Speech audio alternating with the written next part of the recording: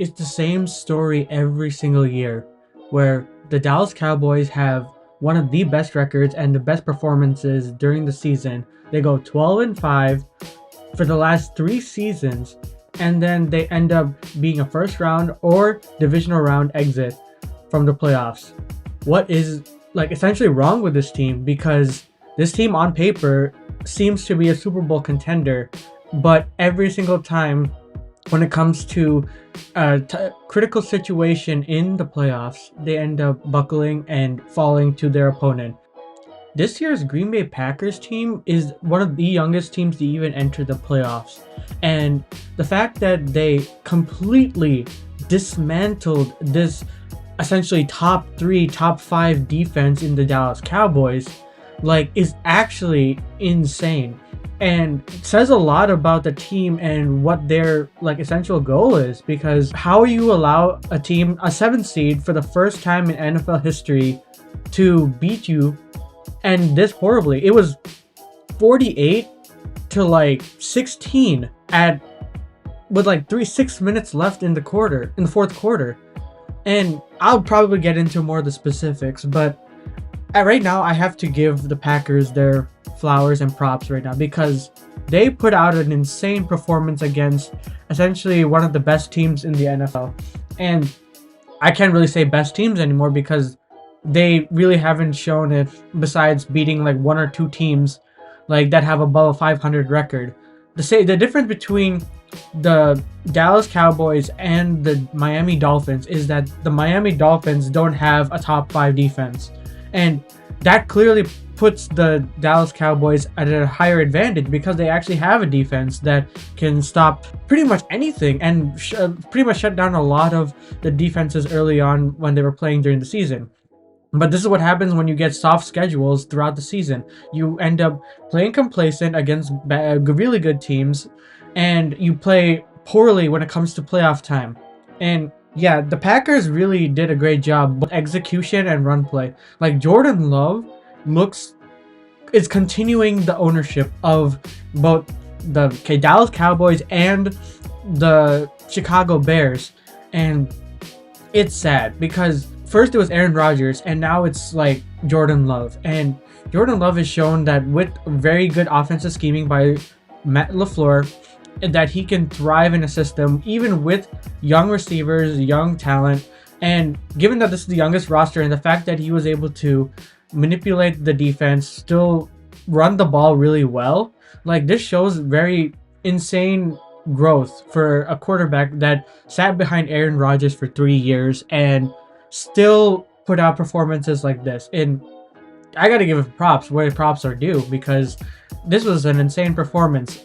Obviously I wanted the Cowboys to win this game, but I can't knock Jordan Love, because he nearly had a perfect game. And yeah, now going to the Cowboys, this is an insane collapse of the team. The team looked like they didn't want to be there. The team didn't look like they wanted to even play for going to the playoffs further. Mike McCarthy, I don't know what is going on with you when it comes to actual January football, but this is atrocious. This is actually atrocious.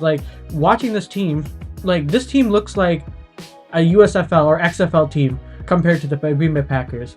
And this is not what you guys have been doing this whole year. And Mike McCarthy and Dak are under insane heat for the upcoming offseason. Whether is it really Dak's fault, or is it really Mike McCarthy's fault? And I will definitely say it's a lot 50-50, because Dak, in critical situations, and we've seen this time and time again, where the game is on the line, or there's critical moments where you're down, and he hasn't been able to get the ball into the right places, has been throwing really bad interceptions. That pick 6 was really bad. It was not meant for that thing to be picked, and he threw it right to the defense. And CeeDee Lamb also had some key drops during this game, I will say, but the other players have stepped up. Ferguson stepped up, Gallup stepped up when it was needed, but the stats will be very misleading, because the stats don't tell the entire story. If I could pull up the Dak's final stat line, It was 41 completions for 60 attempts for 403 yards, 68% completion percentage, 6.7 to 7 yards average pass, and 3 touchdowns, 2 interceptions. His long was 47, and he took 4 sacks with a QBR of 43.3. That's very misleading because before those 3 touchdown passes to Ferguson, it was really bad. He did not have a really good. He had like a 10 passer rating, a QBR. Like, these were mostly garbage time touchdowns. Dak, I know that you literally said that you wanted to throw less than 10 interceptions during the regular season, but you went over 10 interceptions postseason at this point. Like, in the last 2 postseasons, like, he combined for 4 interceptions. Like, this is unacceptable in the terms of Jerry Jones, because, like, you can't keep having this level of mediocrity for a franchise that is well accredited, well known for their, like, success in the past. Like, the last time you guys won a Super Bowl was like 1993 or something like that. I'm not sure with exact numbers, but like, this team on paper seems to be very good, and it doesn't seem to meet that standard. Now, on to more Mike McCarthy. Your offense is not allowing Dak to even find any open receivers. If you look down in the moments when they show the receivers and like replays, like, most of the time the receivers aren't even open. Like, this scheming is atrocious. And last year you put it on Kellen Moore, to that because of Kellen Moore the offense isn't going. Well, no Kellen Moore, and you're Mike McCarthy, you're calling plays. Dan Quinn, your defense is falling apart, and Dan Quinn was supposed to be a defensive, like, head coaching candidate, and this team is literally, when it comes to January, shows their true colors, and it's actually embarrassing for them. And if Jerry Jones wants this team to be successful, he has to make some very tough decisions going forward.